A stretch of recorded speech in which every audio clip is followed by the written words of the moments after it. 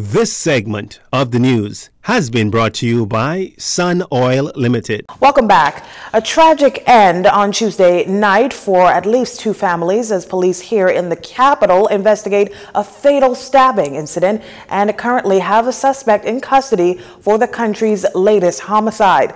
Shortly after 7 last night, a Progressive Liberal Party campaign worker was stabbed to death after an altercation on Antigua Avenue, Elizabeth Estates, just outside the PLP's Yamacraw constituency office.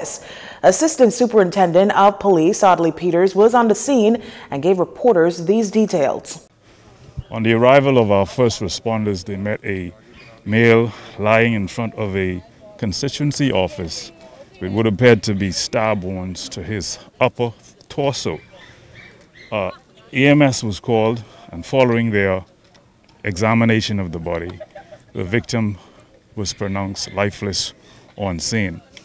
We have a suspect that is now in police custody. The victim in this matter is in his late 30s and is a well-known resident of this community.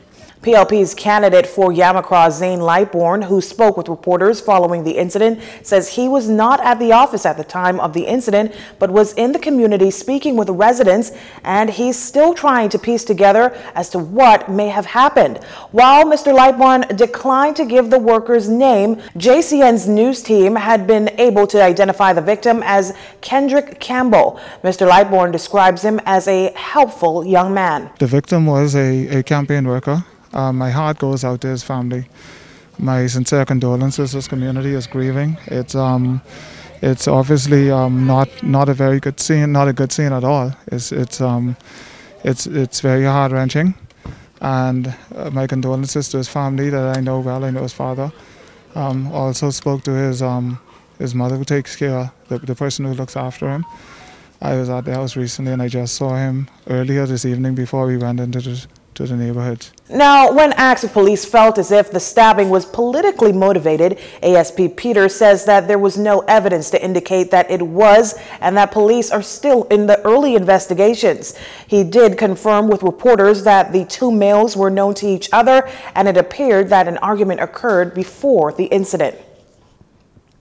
4 COVID-19 related deaths added to the Bahamas COVID death toll. The Ministry of Health reporting the unfortunate deaths. All residents of New Providence, including 2 males aged 46 and 80 and 2 females aged 59 and 63.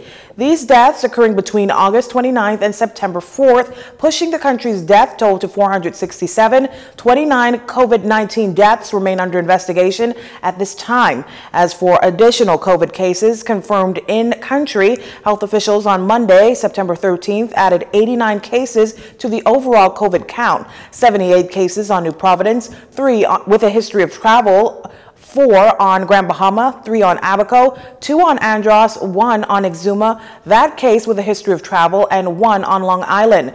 47 of the new cases are females, 42 are males. Total cases in country now at 19,690. 1,653 are active cases, 182 of them in hospital, 21 in intensive care, 161 considered moderately ill. 100 people were reported recovered from the virus on Monday. Total recoveries now at 17,440.